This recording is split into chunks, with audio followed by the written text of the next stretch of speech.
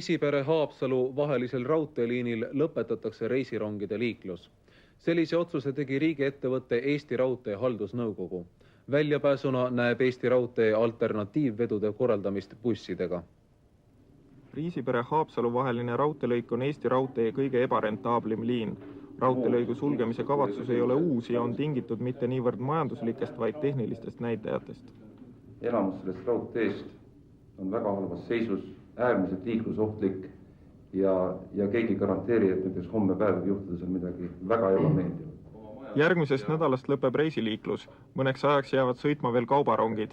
Riisipere-Haapsalu vahelise raudteelõigu remondiks vajaminevat 90 miljonit krooni Eesti Raudteel ei ole.